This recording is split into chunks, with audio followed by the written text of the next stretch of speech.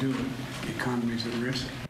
President Biden calling on Congress to act in order to avoid a looming rail strike. A strike could impact everything from commuters and food to farmers, retailers, and fuel. National labor and diversity expert Jason Greer joins us now to explain what this could mean, not just for your Christmas gifts, it goes well beyond that, but just crucial supplies. Good morning. Thanks for joining us.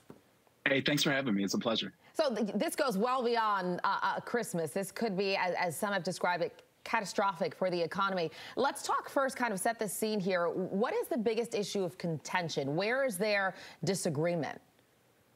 That's a great question. It really comes down to 2 points. It's paid sick time as well as a strict attendance policy. You're talking about the railroad system that is still running like it did back in the 60s, where owners basically said, just show up, do your job. I don't care if you get sick. I don't care if your kid is in the hospital. You need to show up. And what the unions are basically saying is, look, we worked during COVID. We worked when we were working overtime, and we need paid sick time because we're tired, we're broken down, and we just need time off. And neither side seems to want to let up on what they want and what the other's asking for. Essentially a stalemate here. So lawmakers could be getting involved. On both sides, there's a lot of reluctance to do that. Why is that? What precedent does it set? And what does each side stand to lose? Well, consider that Joe Biden really ran on the fact that he's a pro-labor president. Now you have Joe Biden, who's essentially evoking a power that we haven't seen since 1991 and is forcing a contract on unions that really don't want this contract. So I think in terms of the overall precedent, it simply says this. If you are a union and your only economic tool at the bargaining table is your ability to go out on strike, now Congress and the government has completely taken that away from you, and you're stuck. Do you see this, if that were to happen, is there valid concerns that this, I mean, it's slippery slope, essentially, is what I'm getting at, that this isn't the only place we'll see this?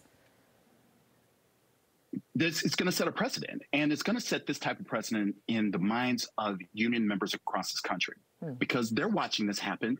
This is big media. People are talking about this. They're simply saying if Congress is willing to do this to the railroads that has been a bastion of union power for decades, what are they going to do to us? Yeah. So the ripple effect is going to be big. It's going to be massive. So if there were to be a strike, what could we see both in terms of the damage to the economy and personally, right? The inconveniences and beyond that to us as individuals?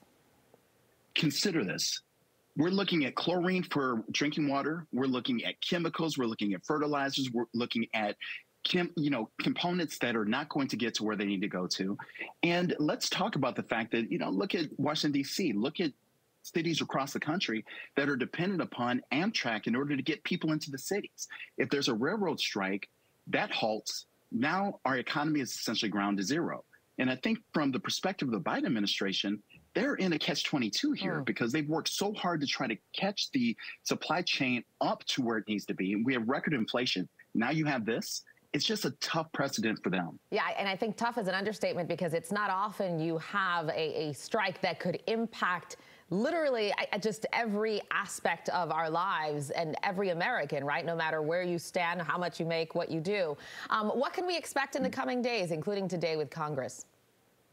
Unions, I hate to say this to you, but get ready for the fact that you are about to be stuck with a contract that you don't want, because that's essentially what's going to happen. Because you consider this from the Democrat standpoint, they're simply saying, look, we don't want to do this to you, but we're going to give you a deal that the Republicans are not going to give you, considering they're going to take over the House in January. On the other side, you have the Republicans who are sitting back just watching this, and they're probably doing the political math themselves. Look, if we are able to evoke this type of power by which we can tell unions that you have to go back to work no matter what you want in the contract, that's a powerful tool for them going forward in January. So essentially what's going to happen is I think that the contract is going to be passed down to the union. The union's going to have to go back to work with this, and they're not going to be happy with it. Yeah, I think a lot of folks, unions, as you mentioned, are going to be watching this closely and thinking about what impacts it could have on them with negotiations moving forward. National labor and diversity expert Jason Greer, appreciate having you on and your expertise. Thank you. Hey, thanks for having me. It's a pleasure. Absolutely. All right, 6:36.